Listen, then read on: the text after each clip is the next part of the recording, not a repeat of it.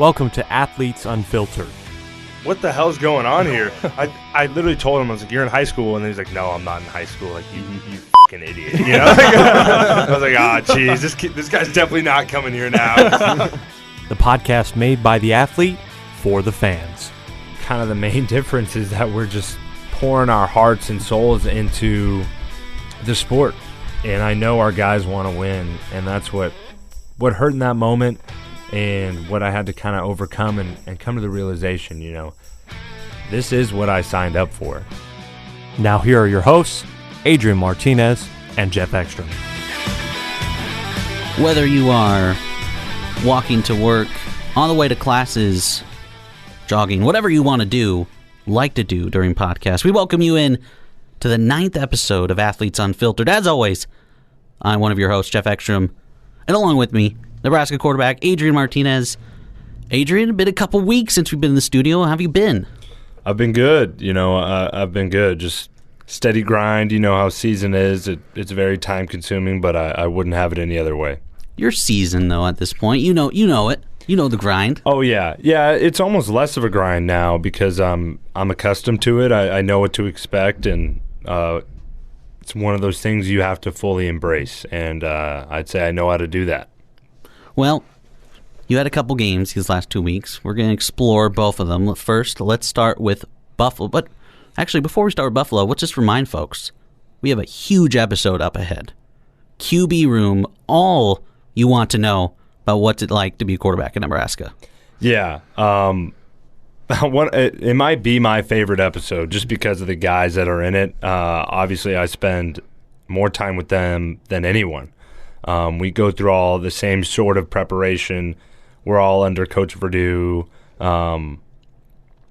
Just guys that mean a whole heck of a lot to me. And we share some special stories, and excited for people to be able to hear some of these personalities that might not have been in the limelight, and some who haven't been in the limelight yet, you know, like a Heinrich Haarberg or Logan Smothers, and hearing some of Matt's stories, you know, special that we were able to share them on this platform. More importantly, 3 out of the 5 people in that conversation are from Kearney. Oh, you have to remind me. I know. I'm reminded all the time. Our room's dominated by Kearney, Nebraska. I know way too much about you. That's the way it should be. It must be a pretty decent place. I know quite a few people that I'm pretty close to. It has its benefits, you know, way with every city. But let's talk about Buffalo a little bit. I mean, 28-3 win. Now, how upset were you that Logan didn't get that touchdown? Yeah, well, I mean, quite frankly, I thought it was bullshit. You know, I did. You know, but some things are out of your control, and whether the refs decide to call something or don't is not necessarily one of those things you can control. So, hated to see that for a young guy who was gaining some confidence out there and making some plays, and I think he made a hell of a play there with the pitch. Just didn't go our way. We definitely left some points on the board there, and you hate to see that. But he made a good play, and he knows in his heart of hearts he made the right play. Did you give him a little crap there at the end? Be like, bro, why'd you throw it forward? Just messing with him a little bit. I didn't. We were all on the same side there. We were like, what the hell is that? You know, it should be a touchdown. But hey, you know, I know the refs, they heard it from the crowd, which was appreciated on our end. Now, I think one of the bigger storylines that I noticed was obviously Samari Toure, you hooking up with him for 68 yards on 2 separate plays. And a comment I made to some of my friends afterwards was, I think you finally found your new Stanley Morgan in terms of, it seems like you really have chemistry down with a receiver like that, with Samari, something that has not exactly been there 100% these past couple of seasons. What would you say to that? Yeah, I would say that's a fair assessment. And for me, I'm in just such a new spot than I was my freshman year. And it really all starts with, how do I want to phrase this? You know, like I truly respect all the things Samori does off the field, on the field, the work he puts in, and his veteran sort of savvy way of getting open. And I can trust a guy like that. And yeah, we put in the extra time in the off season, and I have a lot of faith in him, and it showed in those big spots and some of those throws. And he's a hell of a player. And luckily this year we have a lot of guys who are right there with him, who I have a lot of trust in as well, that have really stepped up. Yeah, I mean, now those plays are fun. I mean, this season you guys had a lot of big plays compared to the last couple of years. Yeah, and that was somewhat of a point of emphasis, something that we know we needed to be better at least I definitely knew myself. Needed explosive plays, needed to stretch the field vertically, and that's something we have done so far. We need to keep doing it. It's easier said than done, and something I'm sure that opposing teams will be keying on. Well, let's talk about what everyone wants to hear about, and that's Oklahoma. Guys dropped that one 23-16, but you guys played well. I mean, I know you mentioned in your press conferences you guys are over moral victories. I think it was still impressive the way you guys played against them in hostile territory on the road. Give us a quick assessment. Yeah, I'll start with this. What an amazing experience. A truly amazing experience. You could feel it in the air that the game was important. Yeah. That it truly mattered, and it was a different atmosphere. I loved every second of it except the outcome, obviously. They're a good team. They're what we expected from that front, and that they brought it. They had a lot of talent, a lot of speed, and our mentality was ready for that. And we knew and still know that we're capable of beating a team with that type of talent, and we're confident in ourselves. And we stood toe-to-toe with them. I mean, you said in our Patreon episode, make sure to go to Athletes Unfiltered on Patreon if you're not a member already, but you mentioned that Oklahoma is one of your dream college football opponents, and it seems like they lived up to that hype. Yeah, most definitely. And seeing the Nebraska N and the OU from Oklahoma going up against each other again, I know that meant a lot to fans, and it meant a lot to me. It meant a lot to me to be a part of that, and I said in my post-game presser, and I really do feel this way, that I wish I could have put more of a stamp on that rivalry. I wish we could have, and that's something that does hurt, But you have to move on. You have to put those things behind you and take the positives from it and learn from some of those negative aspects and move forward. And now, obviously, I think your performance in that game stands out among the whole game itself. Did you feel that you were really having a good game along the way? Not necessarily in that sense. It wasn't in my mind like I was thinking, I'm having a good game. It's more of we're locked in as a unit right now. Let's continue. It's not really focusing on that, like sort of a, it's almost hard to explain, but you want to try and maintain some sort of flow. And it's not about, I'm having a good game. When I get caught up thinking about that on the field, you're going to miss something. Yeah. You got to stay as present as possible, and that's what I was trying to do. Because they'll hit your ass. You know what I mean? Like, you're thinking about something else. You're thinking about, how many passing yards do I have? Oh, here comes a weak side blitz, and you just get your head knocked off. You know what I mean? Like, you have to stay present. In that moment. And it wasn't necessarily until after the fact, and I watched the film, and I was like, okay, I made some good plays here. I made some good decisions. Now let's stay down this path. Well, another cool thing that happened too was you getting Omar involved, getting 21-yard touchdown. First time that Omar Manning really his name's really been called for a significant play on the field for Nebraska. How good did that feel to get him involved too? Because he's had a long journey to finally making a play like that. Yeah, he most definitely has, and I'm incredibly proud of him. And I know the team is as well, and we love that guy. He earned it. He earned that moment, and I'm really happy about it too. I'm really happy he's going to be out there more consistently, and he proved sort of his reliability in a way in the OU game. And I think his role is only going to grow as we move forward, which is a good thing for our offense as a whole. I me's a stud. He's a hell of a talent. I think anyone can see that, and he's growing into his own. Now, can you tell Cam to just calm down a little bit? Yeah, old beef jerky. I know Nebraska wasn't having any of those penalties, and neither were we. It's hard to comment on ref calls, but that one's a tough one to swallow. The guy gave up on the play, in my opinion, and when you're getting blocked 30 yards down the field, you shouldn't get bailed out. bailout penalties and real penalties are one thing. If it's a penalty that's making a play define or a game defining play, it alters it. You know, all right, but that, you know what I mean? It was just it was just hard to swallow. I even said it right in the moment. I was like, my guy wasn't giving up on the play. Their guy was giving up. I was trying to, it never works, but I was trying to argue with the refs, maybe put in one last point for them to be like, oh, let's take the flag back, and it didn't work. Well, like Coach Frost said, he'd rather give a guy whoa instead of giddy up. Yeah, what a quote. I like that. Now, I think the other big play, not necessarily it was on Oklahoma's defense, that one-handed pick. And we had to talk about it. You didn't even give me any warning you're going to bring this up, you know? Because I want to get this out there. It cost Oklahoma 30 yards. Yeah. As good as it was, it cost them yards. I mean, look, I'll say this. A hell of a play. Yeah. A hell of a play. And, you know, I can't wait to watch myself on the freaking ESPYs all year. And maybe for the play of the year, I have to watch myself on ESPN every time Oklahoma's going to play. I have to see me throw a pick and some guy, Odell Beckham, one-hand catch this with no context outside of that. I want to put this out there. I want to justify a little bit the throw. 4th and 18, you can't go down with the ball. Yeah. You're down multiple scores.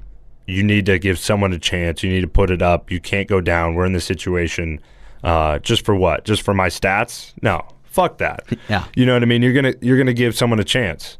Now, no one panned to my reaction for that pick, but the guy picked it off, and I was like, damn, that's a hell of a play. Yeah. All right, got to respect it and move on. I just hate I have to see it every time I go on social media now. It's like it won't die down. I saw the Lions and Packers play, and that was Monday Night Football, and the receiver went up and almost made an insane catch. And when he dropped it, I was pissed. I was like, damn, that was my opportunity right there. That play could have been erased. Yep. Erased from all social media feeds with this guy making this play. But it's all good. You know what I mean? If this guy gets, it's going to be replayed forever. But hey, is what it is. One of those things.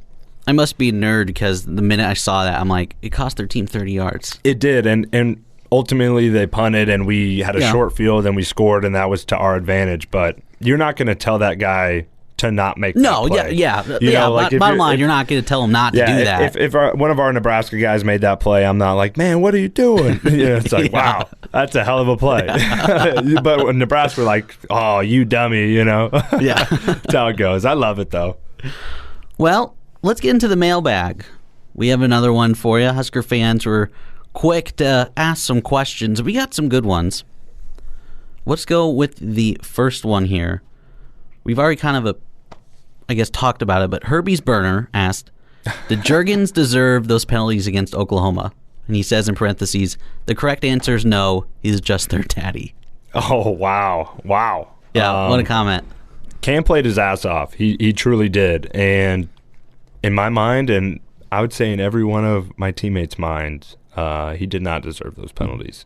And really, it just showed his toughness and his resolve. I think it was great for our linemen to see, and they love that stuff, and we feed off it, and it gave us energy. So 10 out of 10 times, I'd take him finishing blocks like that.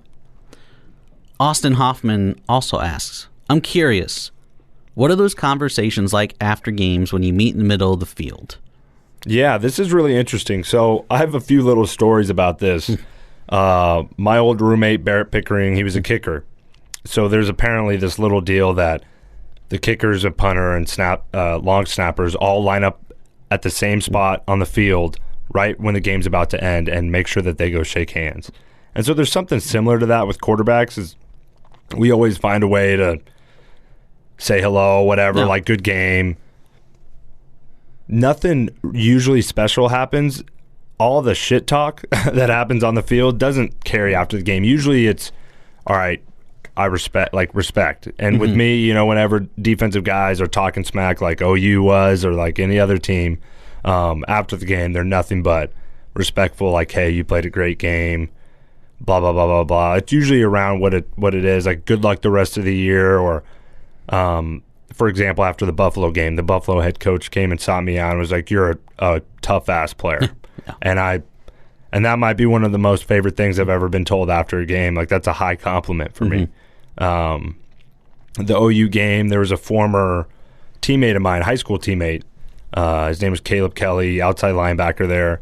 And we sat and chatted for a little bit, but it was more just about catching up and took a little picture. And then I obviously, quarterback thing, Spencer Rattler came up to me and was, good game, best of luck the rest of the year. And it's usually a pretty quick convo, nothing extensive.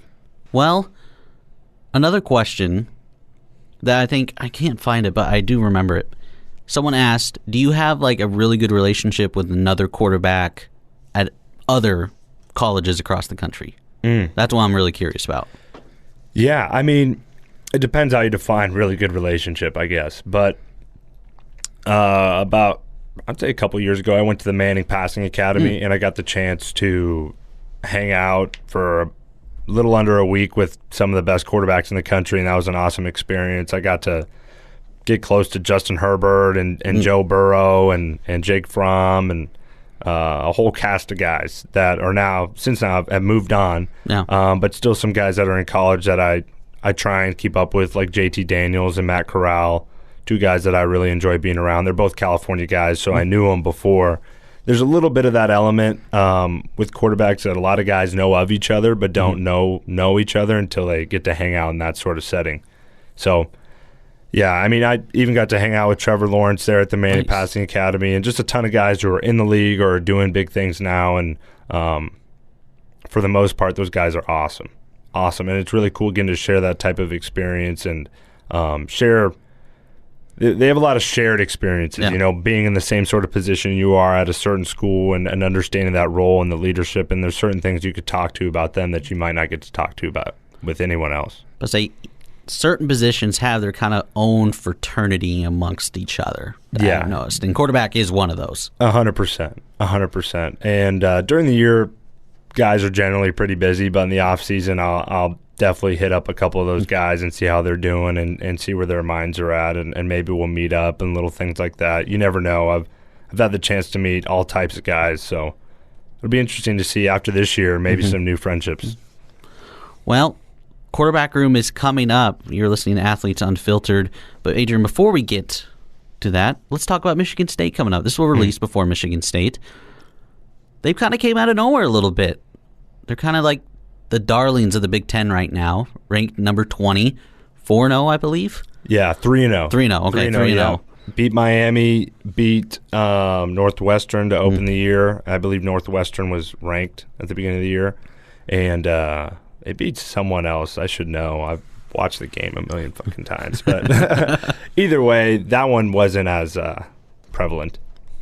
But what's your early evaluation of them? They're tough. They're a tough team, and they're riding high right now. We get to go play them at night, which I am super psyched about. That'll be a fun game. But they're talented. They do some crazy stuff on the defensive side of the ball that I'm looking forward to facing. They had some success against Miami's Derek King, and their offense. They threw the ball 60 times for almost 400 yards, but that kind of tells the type of game it was. Yeah. So I'm excited for the challenge, especially after coming off a game like we had against Oklahoma. This is a totally different team. They're good in different ways, so I'm excited for that. You guys have gotten used to playing Mel Tucker a little bit. Back here's Colorado, now back in Michigan State. Yeah, I know. I would say, I got asked a question about somehow tying those things together at my weekly presser, and there's not a whole lot of correlation on the defensive side of the ball. They have a defensive coordinator who's more dominant there in the calls that they make, and they don't do some of the same things they did at Colorado. So they have a different identity. But nonetheless, it'll be fun, and I think we need to even the score there. Kickoff 6 o'clock on FS1, but everyone listening already knows that. So yeah, I would assume so. Well, coming up, the QB Room episode, what everyone has been looking forward to. Logan Smothers, Matt Masker, Heinrich Haarberg, and of course, Adrian Martinez. It's a great one. Yes, it is. Don't go away. QB Room up next on Athletes Unfiltered, episode 9.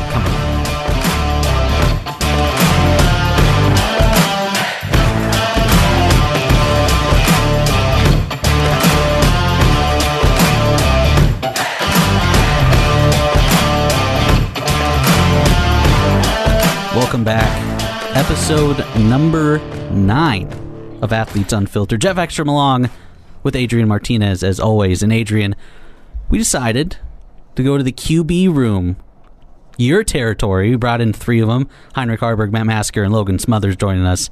Gentlemen, thank you so much. Yeah, absolutely. Thanks for having us. Thanks for having us, buddy. Yep, glad to be here. Oh, look at that. I'm just excited they were able to make it. I'm excited I was able to make it. Running a little late today, but these guys stayed for me, so much appreciated. Now, I already told them the first question I was going to ask. Golf is a very apparent topic that comes up. I was going to ask, out of the QB room, who is the best golfer? Well, I can give you that answer right away. I'd say it's Masker. It's got to be Matt Masker. The guy has, his girlfriend's on the golf team. He gets free tips all the time. There's a clear advantage there. Haarberg, I don't want to see swing a club. I know this guy can't swing. Logan, I don't know. I don't know about Logan. I definitely have an advantage, as far as that goes. I think it depends on the day between Adrian and I who wins. If we were actually playing golf, honestly, I appreciate it, buddy. Oh, yeah, I got you. Just got some new irons, too. So I got my dad's hand-me-down clubs from, 2004, and they work great. It's not the clubs, it's the swing, but, I got a lot of work It's a little bit of the clubs, though. I really believe that. I don't know if that just says to, what kind of player I am. Confidence level. Yeah. Confidence level. There you go. Well, hey, Athletes Unfiltered golf outing. I'm putting it out now. Oh, we'll get that. We'll get a little tourney going. Yeah. We've got a lot of guys who've been on here that have talked smack. Are you going to get into golf, Haarberg? No. Wow, what an answer. Let's put the mic up on this guy. No, I don't think stepping into that territory would be smart, considering I've never golfed before. Hey, I didn't either, really, until I got here. Because during the summer, it's just a vibe, and there's not a ton out to do, and you get out with the teammates. I'll get you on it. Don't worry. We'll get some lessons for him. Yeah. Masker will give him the lessons. He's got the tips. I don't know about Heinrich, but well, I'm just kidding. I'll give Heinrich some lessons. Let's dive in already to kind of the dynamic between you two. So if you guys didn't know, our room is overrun with Carney kids. Let's go. Yeah, and Jeff's a Carney guy himself, so this pod is Carney.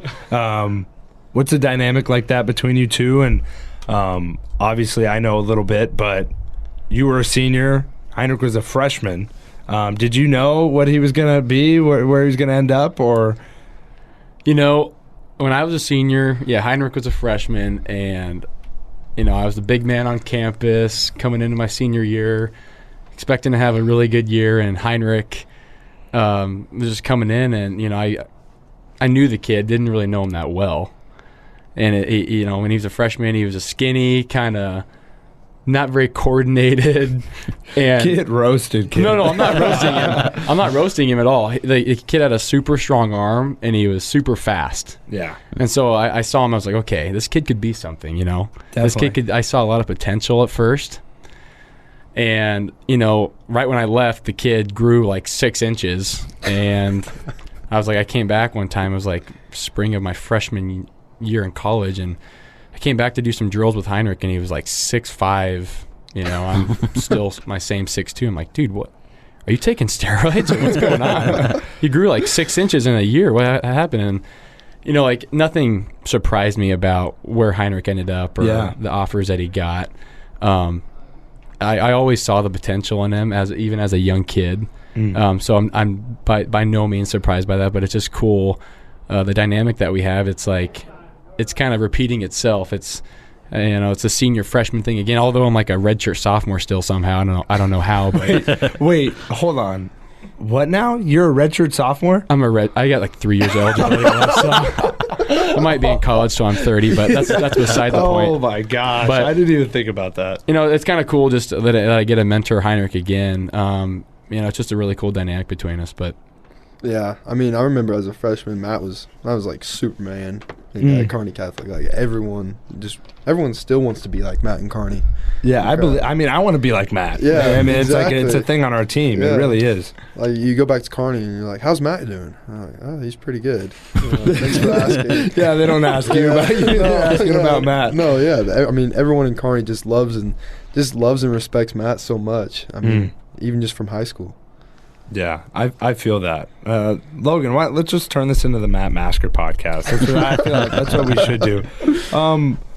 What were your initial, we're jumping all over the place, but what were your initial thoughts like coming into the quarterback room and the guys you met? And I know you have a great bond with Matt here as well.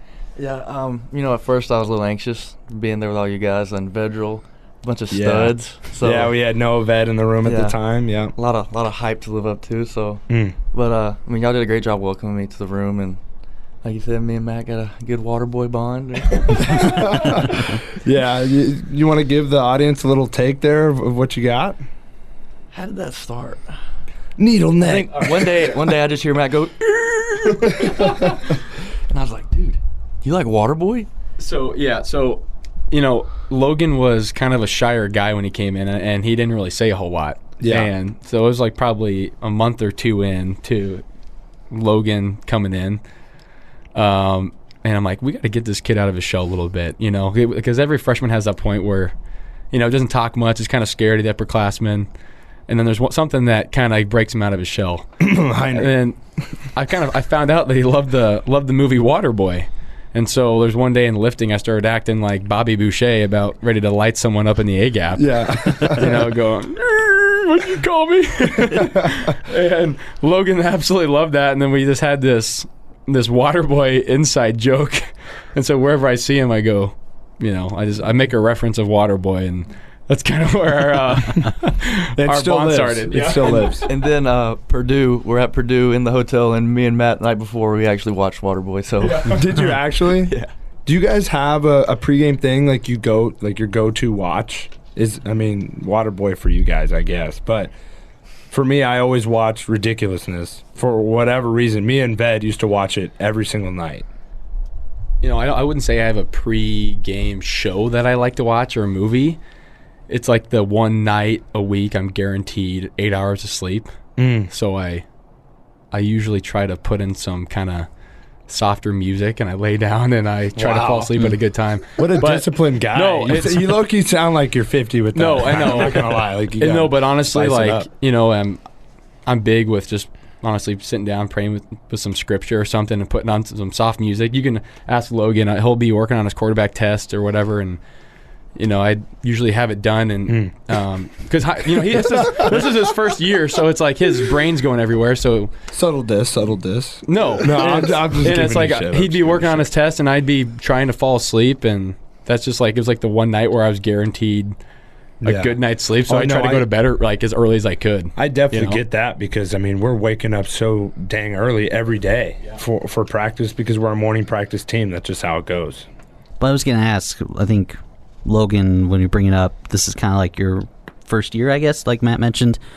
How was it coming into Nebraska amidst COVID? Because obviously that's a freshman experience that's just not great and wasn't ideal. How was that going through all that? Yeah.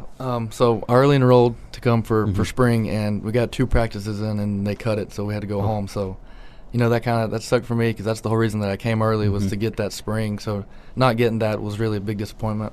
Yeah. Yeah, I forget about that. We had 2 practices in like skeletons or whatever. Yeah. Like 2 not real practices. I remember that. Yeah, I remember thinking at that time too. It's like, all right, no spring ball, but we'll be back. It'll be fine. Like this is going to be a couple-month thing, and here we are. It's how still optimistic. A thing. Yeah, how I know. optimistic that was. Way too optimistic. Good grief. Let's jump back. So, what's the adjustment been for you? You are obviously from Alabama, coming to Nebraska. I'm a California guy coming to Nebraska, but I assume the dynamic there's a little bit different. Was that a big adjustment for you? Honestly, not really. There's still kind of like the country vibe a little bit here in Nebraska. Definitely. Yep. A couple rednecks, so that makes you feel like home. But Everyone here is super nice, super welcoming, so I've had really no problem with that. Just it reminds you of home. Yeah, definitely. And these guys, Kearney, homegrown Huskers, right here. Yes, sir. What about kind of the adjustment football-wise? Would you say that was a big leap for you from what you came from? Just like the level of play, or maybe, I know for me, the biggest thing was kind of the playbook and just the size of it. And that's one of the biggest adjustments as a quarterback, is coming from a high school offense that you know in and out. It's fairly easy. You get to college and there's a million other things you're responsible for, a million other things you have to know, and then you have to try and direct other guys, and you got to know everything, you know. Yeah, that's definitely been a big adjustment. High school is pretty simple for the most part. We ran, similar offense here, RPO stuff, but here, especially with Virdue, you have to know every single thing, that every position. Yeah, all the details. Yep, everything. So that's definitely been a big difference, but it's been tough, but it's a process. Yeah, sure. It's a process, and it's an ever-going process. I feel like even the greats are still learning. Oh yeah, always learning on the go. And how big has this year? First real fall camp, what, in 2 years? Yeah. So how big has that been? Just being able to, obviously, had a season last year, but having this fall camp, how important has that been for your development too, learning a playbook? And that can be for Heinrich as well, first coming in freshman and whatnot. So last year still was a little different from COVID. So it's good just to have an actual set schedule of here's we're practicing this, and that. So that's been good, just having our regular meetings with Virdue. I'd say that's helped the most part, just being with him. Yeah. Logan did like Logan said, he didn't get a spring, and I feel for him because that spring was the biggest part in me learning the playbook, because that was 2 or 3 hours a day with Virdue every day, just by myself, just learning the playbook. And without that, if I would have came in to fall, I don't know where I'd be right now. Yeah, because it is a lot. Yeah. And that's just part of it. But yeah, I kind of forget about that, man. I forget about how young you are. I make a joke. We all kind of make a joke that Logan's like the oldest guy in the room, like he's 30 already, but he's really not. He's still a young cat. You are kind of old, though. Yeah. How old are you? I'm 20. Yeah, you're 20, and I'm 21. I just want to throw that out there. Heinrich's 16, and Masker's 23. So, redshirt sophomore. No, I love it. I love it. I'm so glad you guys are here and that we can kind of share a little bit of our dynamic. That's one thing I've been fortunate enough since I've been here is the quarterback room's always been really good. Yeah. But right now we are as tight as we've ever been, and I'm thankful for that. Yeah, I know coming in, I didn't think it'd be like this. Yeah. What were you expecting? I'm curious. I know you probably watched Nebraska games. You probably seen me play. Yeah. What were you expecting coming in? If I'm being honest, I thought you were going to be uptight and stuck up. Damn. All right, keep going. Keep going. I need more. I don't know what I was expecting, but I was just thinking, Power 5 quarterback room, it's just gonna be a whole bunch of dogs. We are dogs. Okay, yeah, I needed that. But I meant just rude, complete asses all the time. I agree with that. Yeah. I kind of expected everybody to be like, don't talk to me. Standoffish. Don't talk to me. Yeah. This is competition. I don't want to be your friend. Yeah. Well, the thing is it is like that at some other places, and I always say this: there's two types of quarterbacks. There's the douchebags, and then there's the good guys, and I don't think there's an in between. Yeah. And for the most part, been lucky enough to have good guys.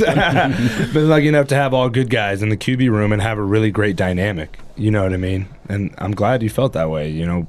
Welcome. And we push each other and it's still competitive. But if you're not having fun with it, you can't enjoy. We're with each other all the time. Yeah. All the time. If we didn't enjoy our room, it would suck. Yeah. Absolutely. Yeah. And I've heard horror stories from other places where it's just not like that. Not like that at all. I remember on my official visit to Ohio State, me and my dad were in the quarterback room with y'all, and y'all were playing Clash Royale. Y'all were just sitting there joking, playing. I was like, yeah, I can see myself doing this. So that was kind of sigh of relief. Okay. That's awesome. Yeah, and trust me, when Virdue gets in there and it's time for business, it's time for business. But he even has a way that I know.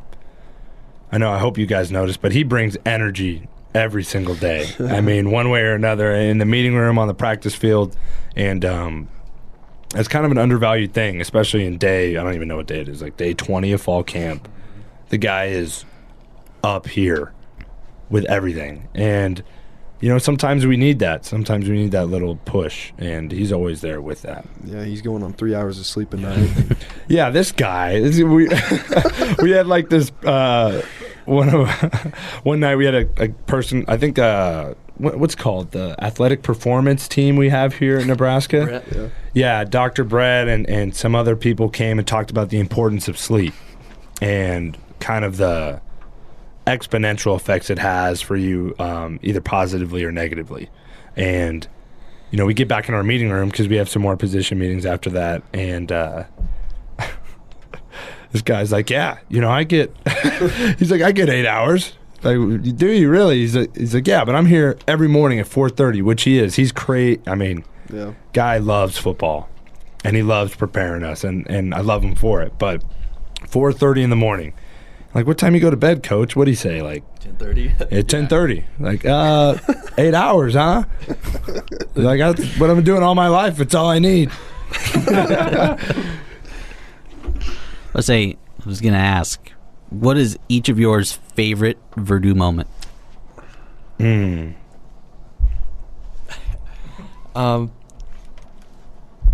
I'm gonna say this was this week the Monty Python like LeBron. That was hilarious. I want to pick a happy one, so we're gonna go with that. He was telling us about the Life of Brian, this Monty Python movie, and he was going over a certain scene, and the man is laying there like bawling, crying, trying to just quote the scene, and we were all dying. It was just watching awesome. watching our coach die laughing at something, like trying to describe this scene from some movie from the 70s. It was awesome. And he made it seem so funny, and then we went back and watched it, and it wasn't that funny. Yeah, it was more funny just listening to him describe it. You go first. I'm so favorite. That's a tough question. Yeah. Honestly, yeah, that's definitely one of them. Is like when we're all laughing together. Yeah, that's always a favorite moment or favorite memory that we have. Honestly, it was just my birthday this last week, and when you wished me happy birthday, it was honestly one of the best, most genuine happy birthdays I've ever had. So it was cool. It was probably one of the best moments we've had. So awesome. I don't know. I mean, I guess there's a whole lot of Virdue moments, even just being here for like 8 months. That, you could sure totally bring up. But I mean, like Adrian said, like you're at the facility and you wake up at 6 and you get there at 7, and I mean, you're just dead. Like, you're just dragging yourself in. You're dragging your Heinrich, speak for yourself, bro. Yeah. Speak for yourself. Right, I'm not dragging myself. I come in jacked up on coffee every morning. Yeah, all jacked up on Mountain Dew. You know what? All right, I'm dragging my shoulder pads into Hawks every morning, just like half asleep. And he comes in and he just instantly, as soon as he walks in, like he could be meaner than a bear, but I mean it just instantly, you just kind of perk up a little bit. Oh yeah. It's hard for me. I feel like I've been with Virdue forever, and and not in a bad way. Like, I love it. And the big thing about him that you can't get out of every college coach, and it's not common on the college scene, is a guy that genuinely cares about you as a person. And that's hard to find. And yeah, he's going to push you, and he's made tough decisions when it comes to me and my play in the past, but it's never detracted from personally what he's meant to me and what he's done for me in my life. It's hard to say. I'd say maybe some of the little things he says, like his wife's name's Kate, and before, like, it's almost like probably a couple times a week thing. He's like, I get to see Kate tonight and you don't. Motherfuckers. And like, walks out the room like, all right, coach. Tell her hi for me. Just a little stuff like that, he's awesome. He has his moments for sure, but he's awesome. Something I do, I guess I'm kind of backtracking here a little bit, and being from Kearney, I want to know the recruiting stories between Heinrich and Matt here. Masker's got a great one. Because obviously, being from Nebraska in the quarterback position, it's like there is some pressure a little bit about maybe if you have the chance to go to Nebraska, you should. Like, how did that kind of dynamic work in terms of your recruitment? Yeah, so I mean, I had a very successful, very good high school career, To say the least. and had a lot of fun in high school playing football. And as like a freshman in high school, I always thought I was going to be a college baseball player. That was kind of Little League World Series alum. Yeah, and baseball was my first love, and I always loved football. Always loved playing quarterback. And it wasn't really until my freshman year I tore my labrum in my hip running track and ended up missing that baseball season and the whole entire year. And that was gonna be a big summer for me to get recruited and whatnot. And ended up just kind of studying the playbook the whole entire summer. And somehow I got surgery in May, and I ended up playing football in August somehow. And I ended up winning the starting job as a sophomore. And my football career kind of took off. Just had a really good sophomore year. Started getting a little bit of D2 interest and stuff, and junior year continued to happen, and senior year continued to have that success. And I would go to a bunch of football camps. I'd go to Nebraska, Iowa State, South Dakota State, North Dakota State. All these schools were interested in me, but they never offered. And I'd go and throw for these coaches, and I always thought I threw extremely well. I could make every throw on the field. But I never got an offer, and I still don't know why that was. I had any D2 offer in the country I wanted. If I wanted to go that route, I had a Iowa Western option, which is really good. I'm sure Division I offers would have come out of that somewhere, but never got that offer. So coming down to my senior season, I always, give Coach Frost crap about this, but ended up breaking some of his football records. And I think that's kind of what got his attention in the first place. Was otherwise, he would never have probably heard of me. And so Coach Frost, my senior year, gets hired as the Nebraska head coach. And that was in December. And I'm thinking I'm probably going to go to Northwest Missouri State, which is, the D2 national champs, or Iowa Western, the JUCO national champs. So, two really good options. And then Coach Frost, I remember I was sitting in the Kearney Catholic gym, and I was getting ready for a basketball game. And I look down at my phone, and I see a text from Coach Frost, and I say, "Hey, Matt, this is Coach Frost. What are you doing on December 17th or something?" And I go, "Hey, Coach, nothing much." And I look down at my phone, and I go, "You really think this is Coach Frost?" Yeah, am I getting pranked? Yeah. And I text him back, and he goes, "Yeah, we're going to have a walk-on night. I'm going to come back for it, and I'd love to have you there." So he offered me a walk-on spot on the team. Obviously I was absolutely thrilled of wanted to play at Nebraska since I was 5 years old. So that's kind of my story. Is had a bunch of success in high school, had put up crazy numbers or whatnot, and just could never get that Division I offer. I like having like that chip on my shoulder, is kind of that underdog story of being a walk-on and whatnot. But that's kind of my story. So Awesome. And he has an unreal highlight tape, so check that out. We watched that the other night in the meeting room, and he absolutely obliterated some kid on the goal line. It was debatably illegal what he did on the field, but that's all right. How about you, Heinrich? I guess being in state, and I have a whole lot of family in Nebraska. Yeah. There's a lot of pressure to kind of come here, but I think the best thing that happened to me was, my dad played here in the 90s, but he and my mom, they took everything Nebraska down from the house and went during my recruitment. They didn't want any influence on me. They didn't want me to have any pressure from them to come to Nebraska. They wanted it to be my decision and go where I wanted to go. And so I think that was probably the best thing that happened to me, because it really just opened my eyes, and I really explored my options. I wasn't, my grandparents and all of them, there's all my family, they wanted me to come here, and it would just be little comments here and there, and so that was a little rough patch, but my parents just always made sure that I knew that I could go wherever I want and they'd support me. And so that was kind of the biggest deal in my recruitment, I think. Who was close? Who was second? I don't know. I really liked Boston College. Boston College. Yeah. Let's say what'd you like about them? They had a new coaching staff. Coach Halfley. He was the defensive coordinator at Ohio State, and then Coach Signetti. He was the Packers and Giants quarterbacks coach. And so just I had probably 20 Zoom meetings with him, just going over film and what he could do. And I really liked him, but I like Coach Verduzco more. Oh, yeah. That's what we love to hear. Yeah. Awesome.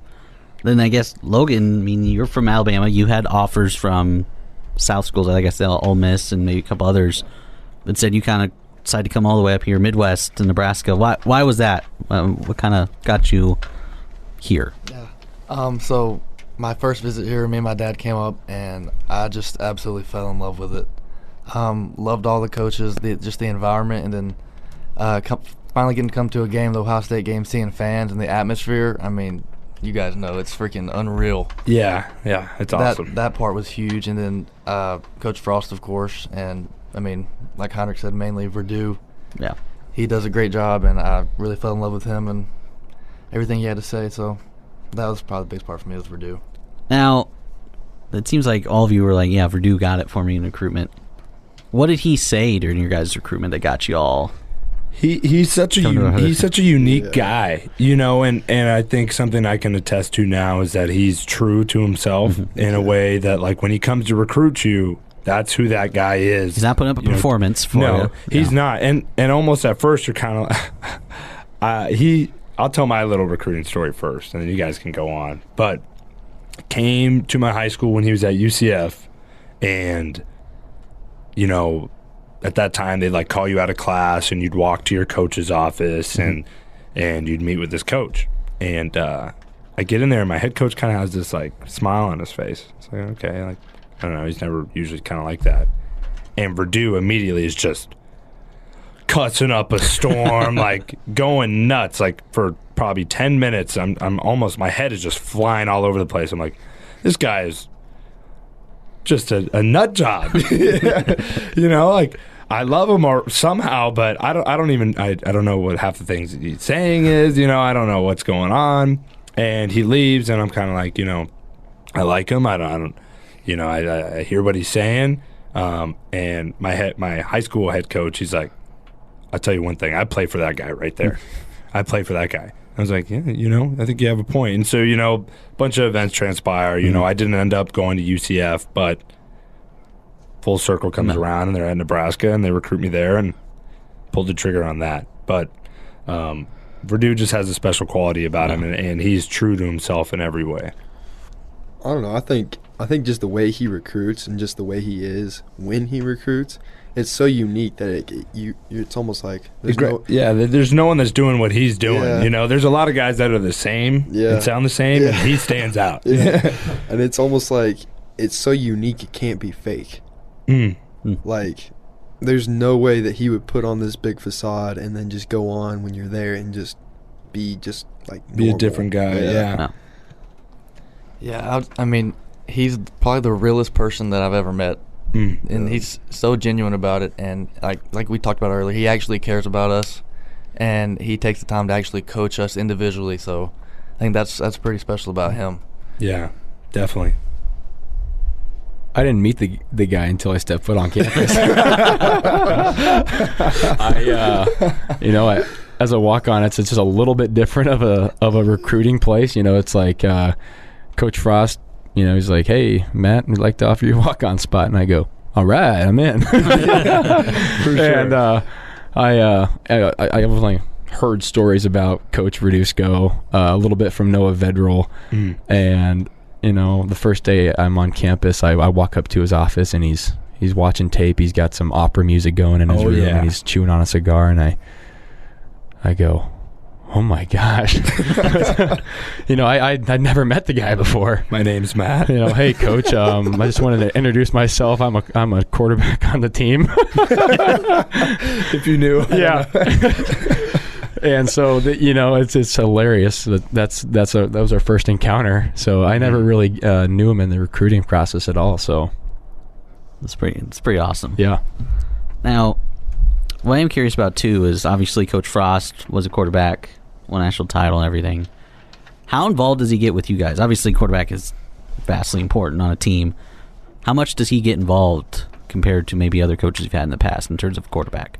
Yeah, it's tough for me to say because, I've never been in any other college program in that way. But when it comes to certain elements of our run game, our pass game, I mean, he's the head honcho. He's going to have the final say. So that input is there pretty regularly. And I think a great thing he does do is he does let Virdue do his job. He's the quarterback coach, but Frost has a complete input. And he's been there. He's done it, and he's done it here at a high level, and so that input's always been very valuable in our room. Now, how much does he hold against you guys, Matt and Heinrich, for beating up on Wood River and breaking his records? Well, Matt broke all his records. I just beat up on Wood River. That was bad. I think there's a couple of you people that covered that game last year, right? Yeah, I got What was the score? I got pulled after the second quarter. The score was 60-3. When? At the end of the game? It was the end of the game, but our offense didn't score. I was 11 for 12 with like 7 touchdowns. Gosh. I never poor played kids, man. You couldn't let them dream out there? I was just throwing little flat routes, and I was just letting my teammates do whatever they wanted. Whatever you say, man. At least you're not like Masker and just freaking doing illegal stuff on the field. Yeah. Let's see, what's the biggest blowout in high school that you had against a team? Wood River. Man, that's a good question. It feels like so long ago. Probably, honestly, either GICC Oh, yeah. I remember that one. or Mitchell. Yeah, I got in during GICC. That's how bad it was. You got in that game? Yeah. Heinrich used to be my backup back in high school, so That's awesome. Yeah, I remember seeing little Heinrich on the sideline. Masker's highlight tape. Good old number 10. How about you, Logan? Oh gosh.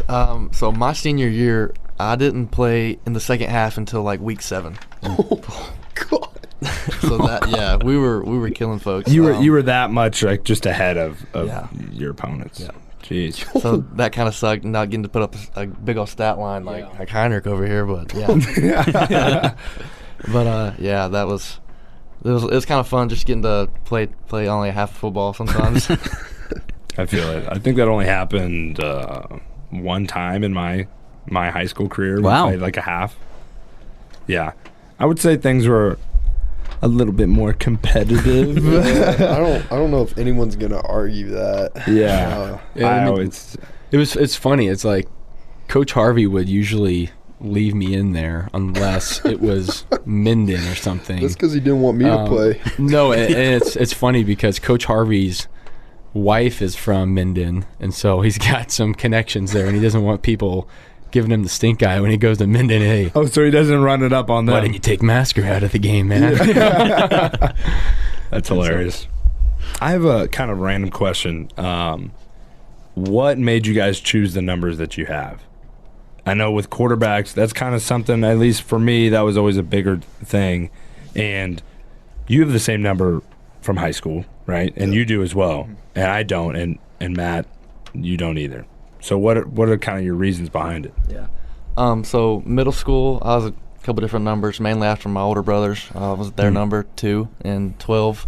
Oh, real quick, touch on that. Like, you have a big family, right? Yeah. I mean, how big are we talking? I've got 4 brothers, so 2 older, 2 younger. I'm stuck in the middle. Nice. Yep. Dad's a ball coach, so. Yep. He was 2 his senior year because Johnny, of course. So I wore it 8th grade middle school. I wore 2, and then freshman year I was 9 because I was at a new school and only number Last available pick. was 9. Yeah, so that kind of sucked. And then I chose 8 just because I was a huge fan of Marcus growing up. I think everybody in this room loves Marcus, so that was probably the biggest influence for me choosing 8. I'd say I didn't want to go single digits. Eli Manning was my guy. No, I didn't want to go single digits. In all honesty, if Matt wouldn't have had 11, I probably would have been 11. But had to go 10, and I just stuck with it. So just making it your number type of thing. Yeah, it's my number. I feel it. Back off. Yeah, I was number 11 in high school. Didn't really pick it. Kind of just assigned it, and then when I got to college, for some reason, I started out being number 11, but Austin Allen was already number 11. So when I ended up making the travel roster my freshman year, they had to switch me numbers.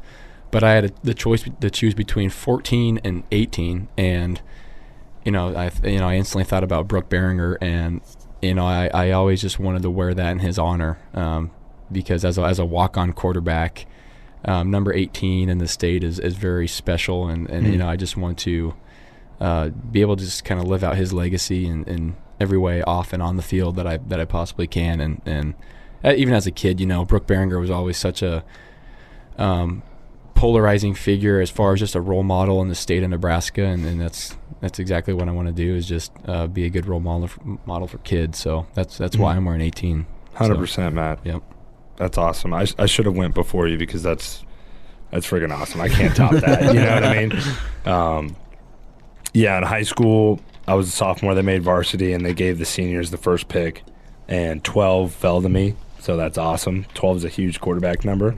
And when I got here, I wanted to be 12. But old boy POB had 12. POB's Patrick O'Brien. He's now at Washington. He might be starting this year. I don't even know. And so I was like, okay, well, I guess I'll just – I put like 3 numbers up. It was like 2 I definitely didn't want to be number 3, because that just – I don't even want to go there. Didn't want to be number 3. You're telling me you're not Taylor's cousin or something? Yeah, no doubt. Those jokes are finally dying down. But sorry. Yeah.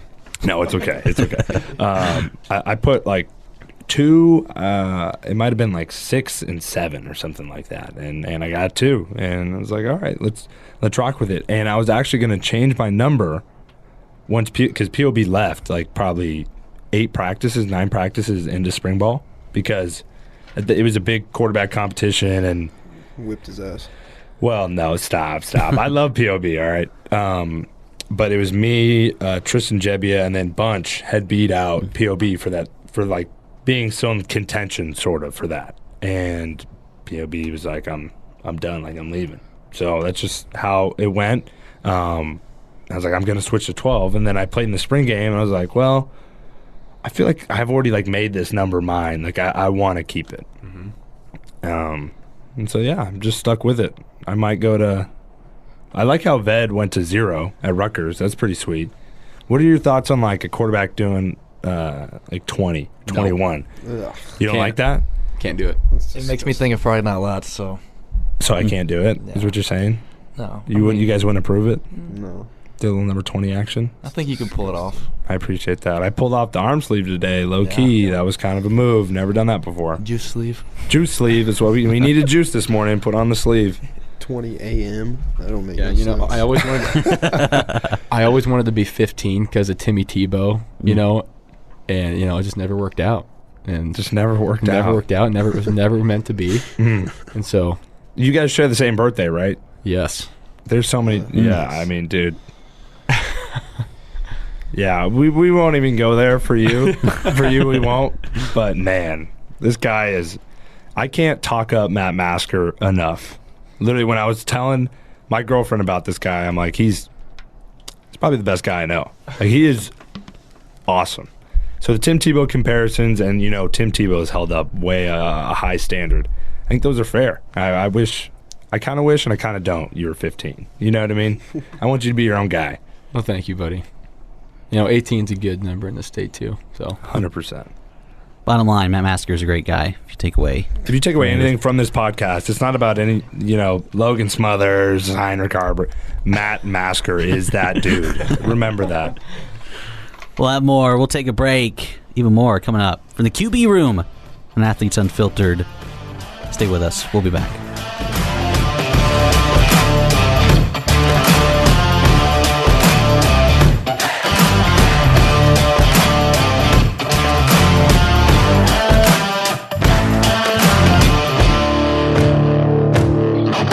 Welcome back. Athletes Unfiltered, episode number 9. It's the QB room. Joining us here, Adrian Martinez along with Jeff Ekstrom, Heinrich Haarberg, Matt Masker, and Logan Smothers in studio with us. And guys, we're going to the best part of the show, Tweets Unfiltered. But you guys aren't social media guys. What's up with that? Yeah, no social media guys really here. Aston pre-show, they got nothing, which I would say is probably a good thing. Yeah. But let's touch on social media and kind of the role it plays in your mind. And I know Husker Nation is big on there. Heinrich, maybe you could touch on that a little bit, and like your recruitment, Logan the same. General thoughts then, since you don't have any tweets to share with us. Yeah, I mean, going through recruitment, like, you see all these athletes, like, out of Florida, and, like, everyone, like, they'll like, tag at Husker Football Nation, show me some love. Because they what are your thoughts on that? I mean, they know how strong just, like, the support is from Nebraska, and, like, how active Nebraska's social media is. And I think it's a good thing, but it's also a curse at the same time. Yeah, I'd have to agree with that. The fans here are very active on social media, and I think that's also it's huge for us. You love to see the support, but at the same time, at the quarterback position, it can kind of be a nightmare too. Yeah.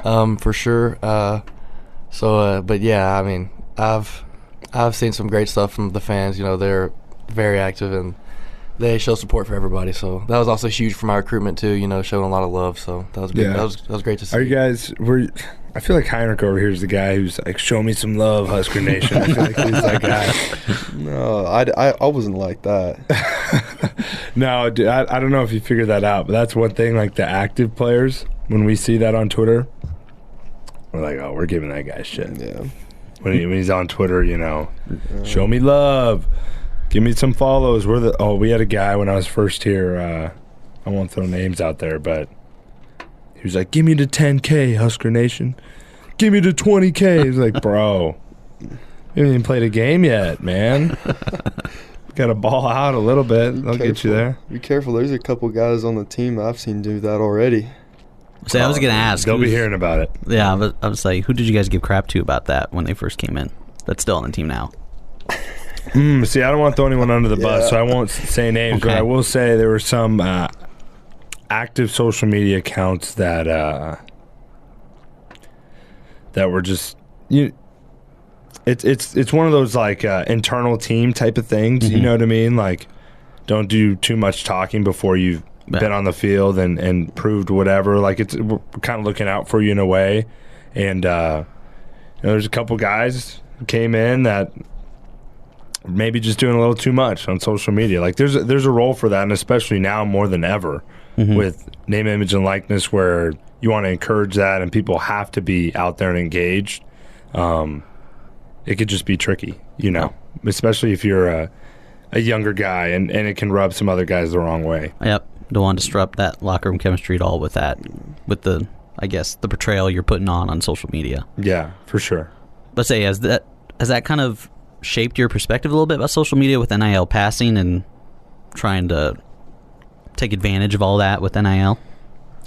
I like Instagram, and I try to stay off Twitter. I mean, Twitter's just a bunch of keyboard rangers trying to express their opinion, nice. And yeah, everyone thinks that their opinion is the only opinion out there, and that's the only thing that matters. And that's not always the case, but with the whole NIL thing, is like, yeah, you can.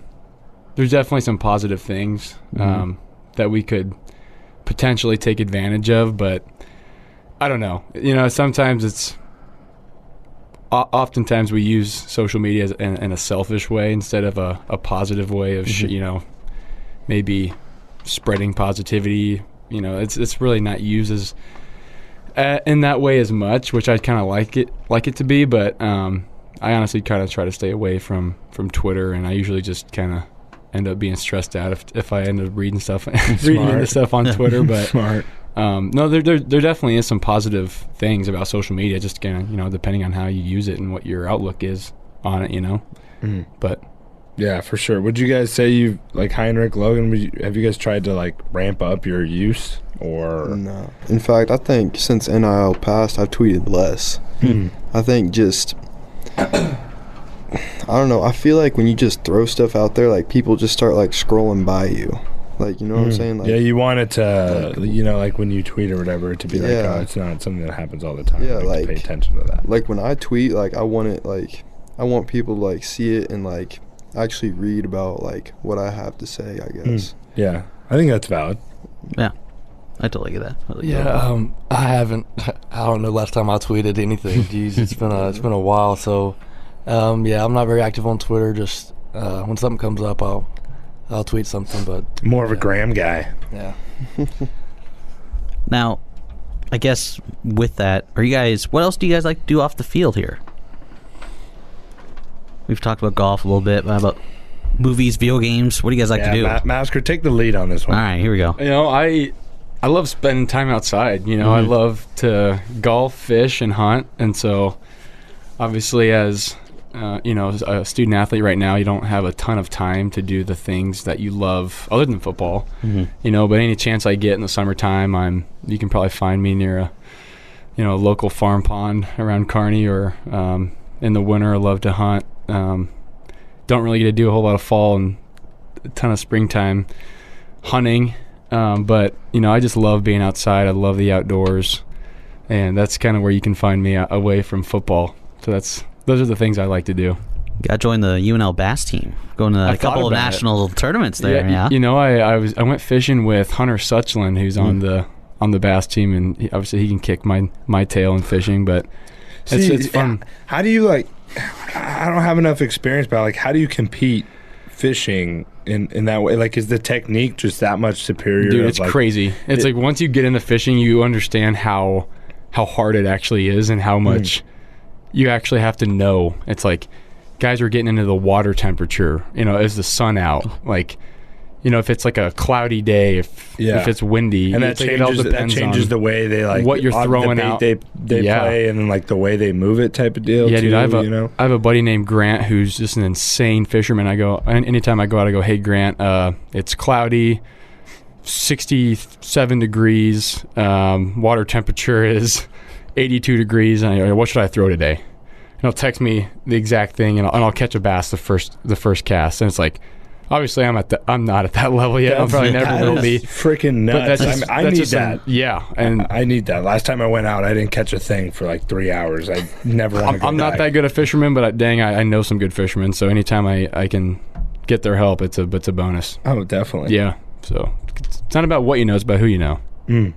Life. Really, that's my tip. What about you guys, Heinrich? You know, I'm still getting acclimated to Lincoln. You know, just yeah, you're pretty new here, huh? Yeah, I'm still trying to figure out the ropes. You know, see what's around here. I just like, you know, hanging out with the guys. You know.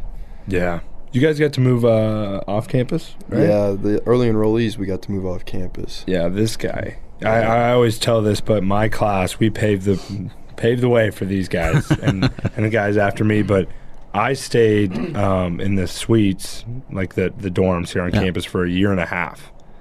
Because you weren't allowed to, so after like that half year, you weren't allowed to like move off campus yet. And like, we're trying everything we can, we just can't do it. And the very next year, the early enrollees got to move off. And then these two guys got to as well. So, you know, you're welcome. Gonna be honest, I paved the way. I had to struggle for you guys, but the suites aren't too bad. They're not half bad. And honestly, I wouldn't have it any other way, because I got to know the class above me and then my actual true class and live with both those groups of guys. So that was pretty cool. Yeah, I'd say the suites are definitely good bonding time with the teammates. Yeah. I enjoyed the suites. But, you know, like Matt said, I like to fish a little bit. Summertime, definitely would want to be on a boat out on the water. Love that. And then I'm a big gamer, so love to game. What games? What games are you into? You know, I've played a little bit of Madden 22.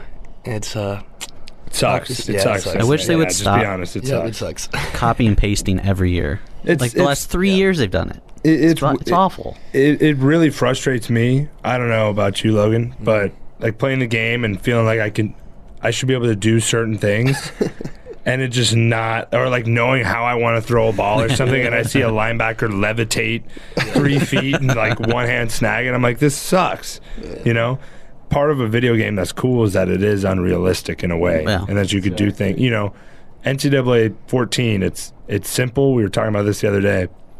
I can have my quarterback roll out 10 yards to the left and throw it 60 yards downfield. Like, yeah, it's fun. It's a video game. And in Madden, it's like if I get, it's just like you guys run into linemen and fall over, and it's just frustrating. Yeah, I mean, NCAA is definitely the superior of the two and always will be in my book. Always will be. 100%. And, yeah, I'm definitely ready for the new one to come out. That's going to be a great day. Well, that won't be until 2 years. 2 years, and then they're not using names. What? Right? They're only using university logos and whatnot. So I think that's kind of a way to get out of paying the players. I'll take it. Yeah, and I just don't know how they're even going to do like the ratings for players. It's just going to be auto generated, which kind of. Well, it kind of sucks. I mean, but you know that people are going to make rosters and like you can like share download the roster. So they'll be you can do that. Someone will take the time to make all those rosters. I don't know how they have that much time on their hands. Well, I think I saw it on a Reddit Reddit forum, but they'll put certain people in charge of like making a roster. Like there usually won't be one guy that makes like the entire landscape. It's like, all right, like I'm gonna do maybe 3 teams in the Big 12, and like all my buddies are people that care about whatever school, they're gonna put more into that, and those hopefully stay true to it. But hey, I feel like there could be a little bit of bias in there. Probably. But hey, we'll see how it shakes out. I'll be excited too. I'll definitely have to get that one when that comes out, just because. Just like I got the show when it finally came to Xbox, because I have an Xbox gang. I don't know about you guys. Xbox. PlayStation gang. Yep. But I'm more of a GameCube guy. GameCube. Yeah. Is the last console you had, or what? I in high school, family had like an Xbox 360, and my little brother got an Xbox One. And honestly, when everyone started switching to the Xbox One, that's kind of when I stopped playing. You got lost in it's kind of I was like, I'm not gonna keep up with the times here. I'm gonna do my thing. Well, dude, I just kind of stopped playing games after that. I was kind of like the same way in high school, because all my buddies and I played was NCAA. Like we didn't play anything else. And then once I got to college, I was like, my first semester, a couple months went by. I was like, I kind of wanted an Xbox, so I bought one Xbox One. Yeah, I kind of figured I wouldn't really have a whole lot of time in college anyway, so I was like, well, I'm not gonna, get myself into this, and then it's gonna be harder to quit and then stop playing later. It's like the more I continue to play. So I was like, yeah, you know what? If I'm with my buddies on Friday night and we want to play some GameCube, some Mario Kart. I mean, those are the best games to me anyway, It's kind of true, dude. Those games are fun. Playing like MLB The Show, like 2006. You got like Gary Sheffield on the Yankees. Yeah, there's nothing better than that. Like some throwback games. It's so sweet, yeah. Old players. Yeah, and you can't count out Wii Sports. Yep. Yes. Wii Sports is iconic, and playing the baseball game, bowling. I mean, golf, tennis. Well, Xbox One was my first console, so. Your first console? Yeah. How old are you again? I'm 18. Cap. He's 16. So what, did you not, like, growing up, you just didn't have a console? It wasn't something like your family was? My mom would never let me. Hey, I respect that, though, because my parents, I wasn't allowed to have social media until I was a sophomore in high school. And that was only because I was getting recruited, so I only had a Twitter. And I wasn't allowed to have a Snapchat until I was like a senior in high school. Like, stuff like that, Okay, I'll laugh at you now. This dude didn't have a console until this year or whatever. No, but I mean, everyone has their things, and their parents have their things. Yeah. See, I was trying to sympathize with this guy, and he starts laughing at me. He's crazy. Unbelievable. Let's say, did you guys have any of those restrictions growing up at all? I mean, obviously, Henrik, do you have the video game? What did you guys have? I mean, no, I'm not really. I remember I was probably 6 or 7, and parents got us a GameCube for Christmas, but it was like a family gift, and it was, there's really nothing bad you can get into on GameCube, I don't think.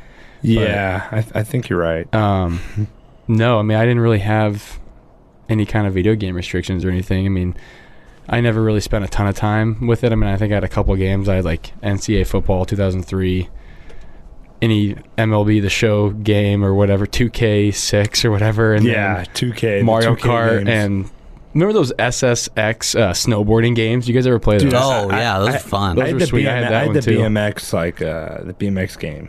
You know, the bikes. I don't know. But, you know, it was like, on PS2. it was something that my brothers and I did together. So it was kind of just a fun thing. We didn't really, we spent so much more time outside playing stuff together than we did inside. So, you know, they were never too worried about it. But I think we were lucky enough to be in the age range where we had technology. Like, we grew up with technology, but not to the extent of where it's at now, where it's like almost consuming. You know what I mean? Like, I had a PS2 that I played with my buddies, but that wasn't like my primary entertainment. You know, like, we would much rather go outside. But yeah, like maybe at night and have a sleepover with my buddies, and we're all playing like 2K6 basketball, whatever. yeah, like everyone's first phone now is an iPhone 13. Dude, I had a Ladybug insane. phone, And I had 911 at home. I had like a Samsung Intensity 1, and it was like one of those. It was probably like, honestly, 3 inches, and it was a slide up thing, and I probably couldn't even press the buttons down. My fingers were probably too big to even text on it now. But I had that phone for like 4 years. Well, dude, imagine what Logan went through. He probably had one of those like super big phones. He had the cord phone Because he's calm like down. 36 right now. No. Actually, my first phone was an iPhone 5C in like 8th grade or maybe freshman year. So I didn't get a phone until freshman year. All right, respect. And we're all, these are kind of first class problems, you know. Yeah. and there's probably some older people on right now or listening, whatever, that are thinking like, oh, geez, these guys, you know, like we back in my day, we didn't have anything. I was picking cotton with the scythe. What is that? The little like blade thing the Reaper has. You know what I'm talking about? Okay, yeah. Good reference, Haarberg. Thank you. I think we grow more corn out here than cotton, though. Yeah, that's true. I can't tell you the closest cotton field around here, buddy, but Get roasted, kid. All right, on to the next thing. Let's dive into a little bit of football stuff. Being a quarterback, got to do a lot of big brain time thinking, right? On the field, off it, got to put in a lot of time in the film room. What's probably the most challenging part in your mind of playing quarterback in football? Is it, defensive front? Is it reading coverages? Is it the leadership aspect? What is the most challenging part for you guys? I'd say it depends on, like in high school, I think it was probably like the leadership part. In high school, we all just kind of did whatever we wanted, I feel like. There's still like some like thinking involved, but for the most part, we were all good enough athletes to do whatever we wanted on the field. But like once you get to college, like for me, it's been just absorbing the amount of playbook that there is, and then just like applying it to see like, I guess like the coverages, like knowing like where someone is and where to throw the ball before they're there. Yeah, anticipating that. Yeah. Yeah, defense is probably the thing for me. It's just defense is always changing. There's so many aspects of defense. Fronts, coverages, morphs, all that stuff. And I think if you're able to see a defense and know exactly what they're going to do and where they're going to be, then you can have that anticipation, and you know exactly what's going to happen. You know where you're going to go with the ball, and that just makes everything so much easier. I would say, the leadership aspect of being a quarterback has always come pretty natural to me, and it's kind of why I first kind of fell in love with the quarterback position. Is definitely being able to, huddle up with those guys and look them in the eye and like, let's go, let's like rally up your troops. And that's why I love the quarterback position, is you have so much influence over your team. Yeah. And everyone's counting on you and relying on you, to lead them. And so that's the part that I love about the quarterback position. But, like as a quarterback, you have so much responsibility on your side of the ball and the other side of the ball. It's like you got to know what everyone's doing on both sides of the ball at all times. I think the biggest thing coming into college, the hardest thing for me was, again, like the anticipation and the speed of the game. Obviously, that's slowed down much for me now. This is my 4th year in this offense. But just taking it to the next level and understanding that, the defense is, disguising something, and just understanding what those disguises typically look like and where they're going to be ending up. Yeah. I think that's what are the weak links of what they're in? What are they trying to do? What do we need to be in protection-wise? It's chess, not checkers, and it's the way, they disguise a blitz or disguise a certain coverage, and, there's always a giveaway, and you can always usually pick it out if you watch enough film that week. Yeah. But I think those are the... And sometimes there's not, though. Sometimes there isn't a giveaway. And you have to react and, rely on kind of the film you watched or what you're seeing. Trust your eyes. You just got to trust yourself and trust the game plan, trust your coaches, and that they're going to be putting you in the correct position every single play. And that just comes down to trust. And that's, I think, something that just comes with time. 100%. I mean, it's all a process, and there's so much to it. I mean, from, like you guys said, knowing everything that we're doing on offense, knowing what the receiver has, what the lineman needs to do, what his block is, what my read's going to be based on what the defense has given us. All right, the defense changes looks. How does that change my read? How does that change our assignments, what my guy's running, what I'm supposed to be doing? And then what the coach is expecting out of this play, why it's being called, down and distance, what do we need here? What are we doing? What are they thinking down and distance, situation in the game? There's all these type of things that as you grow experience-wise, it becomes easier to process. And I imagine guys like Aaron Rodgers, it's second nature for him at this point. I mean, he's seen it all. That was something they said about Peyton Manning, or Tom Brady. They're trying to disguise some defense, and he's like, I've seen this. I saw this 3 years ago in the NFC Championship, whatever. Like, they have it dialed, and I think that's a process for every quarterback is learning how to make that information just flow quicker.